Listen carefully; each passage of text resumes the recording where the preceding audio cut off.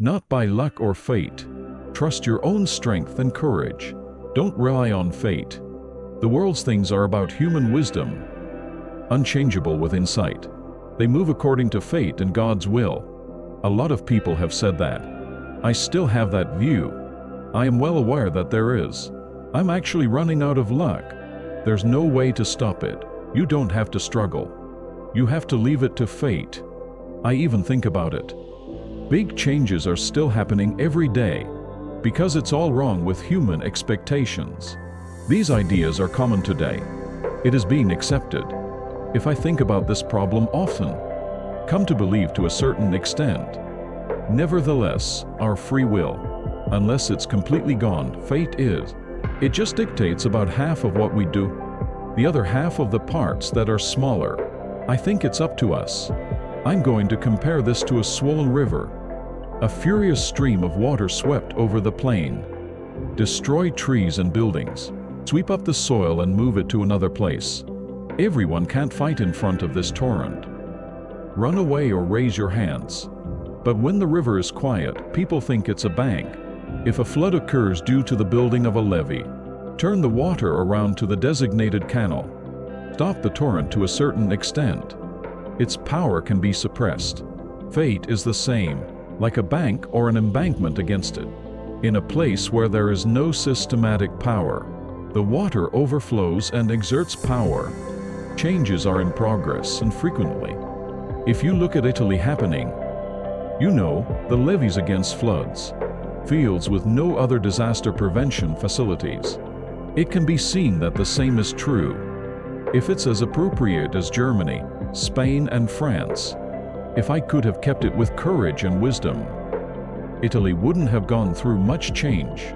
It couldn't have changed either. I think this is enough to give a general explanation for opposing fate.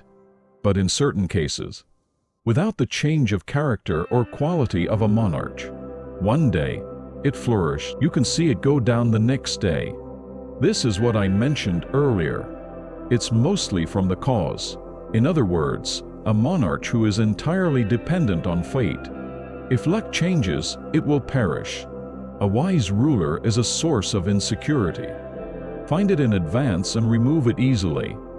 A wise monarch is not only present, but also present. Future issues must also be carefully considered.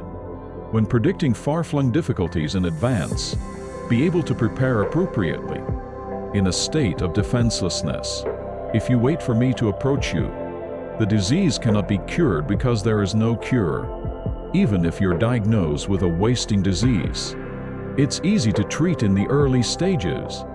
Be hard to spot. Also, as the disease progresses, it's easy to find.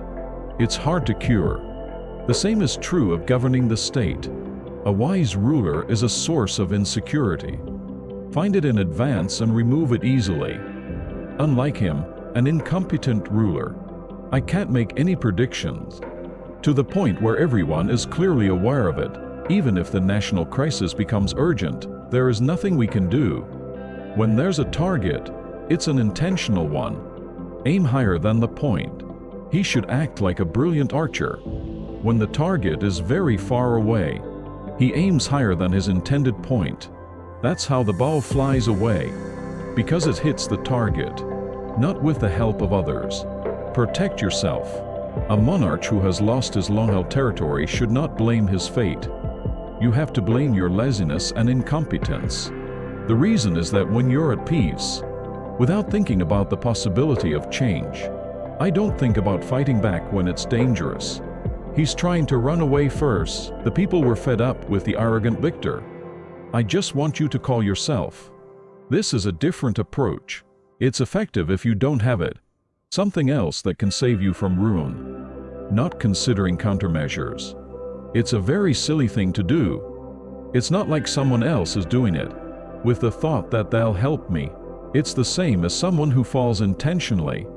Even if that happens, the monarch is not in his power to defend himself because I relied on others.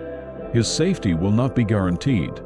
The only way to protect it with your own strength and courage is, it is effective, certain and long-lasting. Deal with the times and situations. A monarch who conforms to the spirit of the times thrives. Contrary to the spirit of the times, the monarch will be destroyed. The reason is that people are pursuing it. My goal is wealth and honor. We've done a lot of different ways to achieve it. It's because they're mobilizing.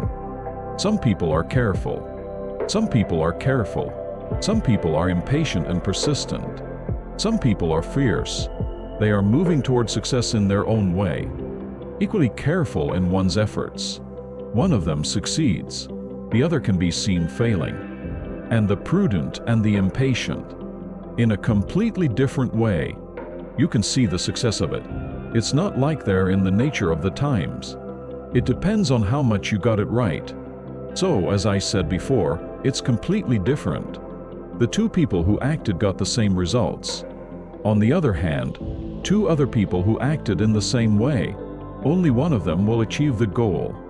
This creates a difference in success. If you act carefully and carefully, you'll be helped by the times and the environment. In the opposite case, your actions. If you don't change it, it will be ruined. Few people know how to deal with these changes in the times and circumstances. The reason is that people are born with a personality. I can't get away with it. If you succeed in one thing, because I don't want to quit easily. So, a careful person is, when you need to be bold. I fail because I don't know what to do. If you change yourself in line with the times and the environment, the goddess of fate will not abandon him. To confront all doubts and uncertainties, resolution must be strengthened. Every country has a completely safe way of doing things. Don't presuppose that you can choose. On the other hand, the monarch is a man of all doubt and uncertainty. We have to be determined to fight back. The reason is simple.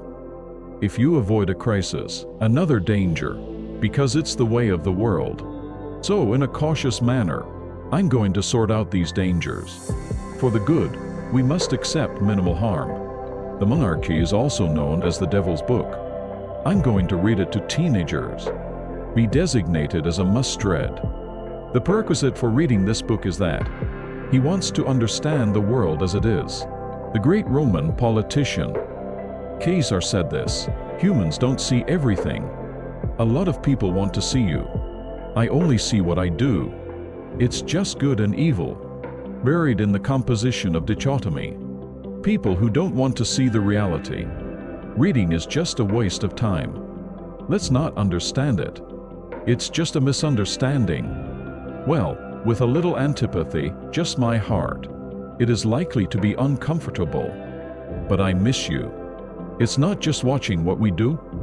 The attitude to understand the world as it is, for those who are prepared, the prince is. It's about the reality of human life. It will be a valuable source of insight, especially the experience of the organization. If it's partially backed up, I am confident that I will be able to reach a broad consensus with Machiavelli beyond understanding. The principle of monarchy is about the reality of human life. It contains universal truth beyond time and space. Even before Machiavelli, other people. It's something I've felt in real life. Lack of insight or lack of courage. I didn't dare say it in public. Take the point with confidence. This book has become a classic beyond its time. This is why Machiavelli's ideas, which are compressed in The Monarchy, even in the 21st century, I think it's applicable. Technology has advanced and times have changed the way humans come together to form and live. This is because nothing has changed unlike in the past. And Machiavelli's perspective is silk, not only in the realm of state and politics, strong in business and leadership too. It is providing implications.